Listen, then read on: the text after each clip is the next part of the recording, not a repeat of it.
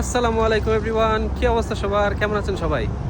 তো আজকে আমরা যাচ্ছি হচ্ছে মস্কোর বাইরে, মস্কো কাতেলনিকি মেট্রো স্টেশন থেকে বের হয়ে এখন ট্যাক্সির জাকাজ দেওয়া হয়েছে। ট্যাক্সি দিয়ে আমরা যাব একটা লেক পারে।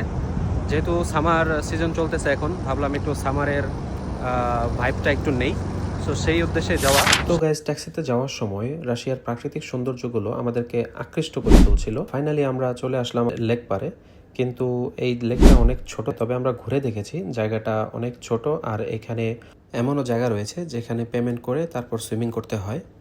আর যেই পরিমাণ এখানে ভিড় দেখা যাচ্ছিল, সুইমিং করার জন্য নির্দিষ্ট ভালো কোনো জায়গা খুঁজে পাচ্ছিলাম না, যার কারণে আমরা তখন প্ল্যান করি যে আশেপাশে আরও কোনো লেক আছে কিনা। তখন আমরা ম্যাপে যাই এবং দেখি যে আরেকটি লেক পাশে আছে, অনেকটা দূরে, ট্যাক্সি দিয়ে যেতে হবে।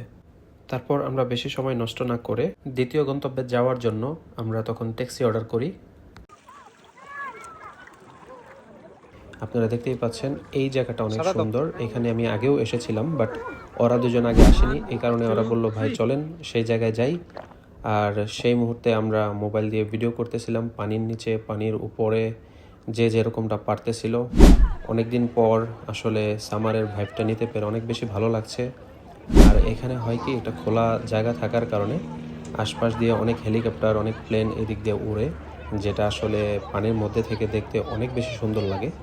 আর প্রতি শনিবার রবিবার রাশিয়াতে সরকারি ছুটি থাকার কারণে এখানে প্রচুর ভিড় হয়। আসলে এখানে অনেক দেশের মানুষই আছে, তাজিকিস্তান, উজবেকিস্তান, কিরগিজস্তান এবং আফ্রিকার কান্ট্রির অনেক লোকও এখানে আছে। যে আমাদের চারপাশে এত পরিমাণ লোক থাকার কারণে আসলে নিজেরা একটু আনইজি ফিল করতেছিলাম যে আমরা ফরেনার হিসাবে তারা আমাদেরকে কিভাবে দেখবে।